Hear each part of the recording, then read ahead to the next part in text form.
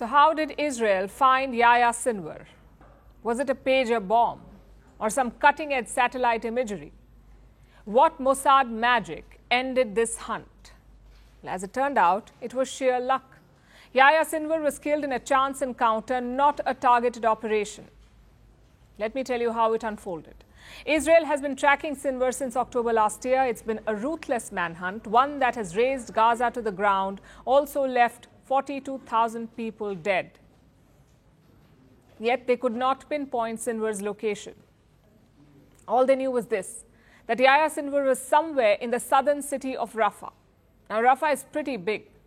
The total size is more than 64 square kilometers. It's also home to 1 million people. So finding Sinwar in Rafah was never going to be easy. Which brings us to Wednesday. This Wednesday, an Israeli team was patrolling a part of Rafah, an area called Tal al-Sultan.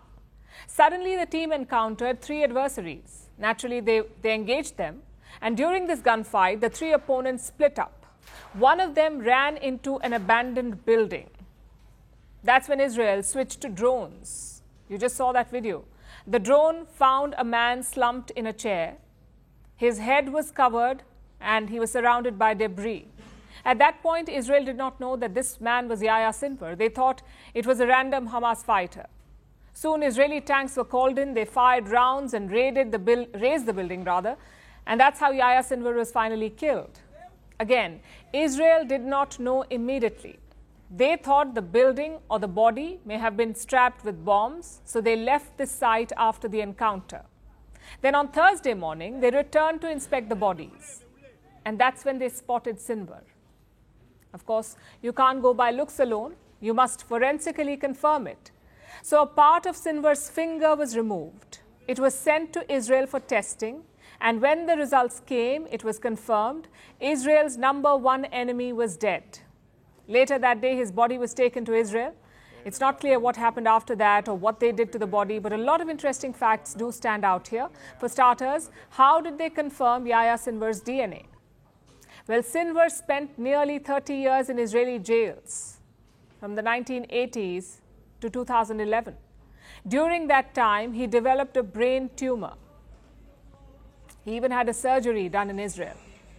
And because of this, they had a lot of his medical records, like his DNA and his dental reports. And that is how Israel identified Yahya Sinwar. They also found money on him, by the way. They found money on his body. Nearly 40,000 shekels, which is around 10,000 US dollars. He also had a vest and a pistol with him. But why was Sinwar out in the open? Why wasn't he in the tunnels? You can give Israel credit for that. They were hunting relentlessly in Rafah, so Sinwar was trying to flee, to move further north. The fact is that Sinwar probably stayed in that area, in the same underground area in the complex. We found his DNA a couple of 100 meters away from the tunnel where our 6 hostages were staying. He stayed in that area. Our forces closed the area for a long period of time, and I guess that he was on the run for a long period of time, moving from underground space to houses, and was trying to flee north to safer areas. What about the hostages? Sinwar was said to be surrounded by human shields. Where did they go? Well, he may have abandoned them to move quicker, or maybe he lost them in the chaos. Either way, no hostages were found with Sinwar. His security detail was also light, like we said, just 2 men and him. Perhaps he thought that a small team could move quicker. But frankly, his fate was sealed. Not yesterday, not last week, but on October 7, 2023, when he ordered his men to massacre Israeli civilians. We all know what happened next. An intense cat-and-mouse game in Gaza. Yahya Sinwar had been preparing years for this attack. He knew the Israelis pretty well. He even spoke fluent Hebrew.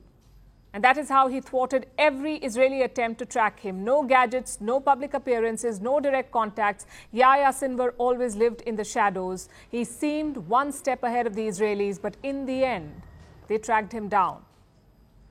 You must admire Israel's ruthless dedication. But you must also question the cost. 42,000 civilians were collateral damage in this hunt. Nearly everything in Gaza is destroyed.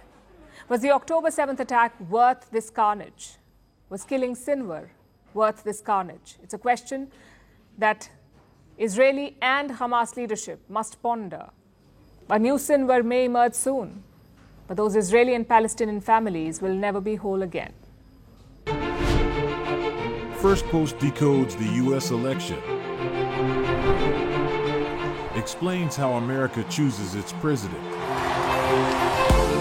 Your primer on the race to the White House. Everything you need to know about how America votes and its global implications. U.S. Election Explained. Every Monday and Thursday only on First Post.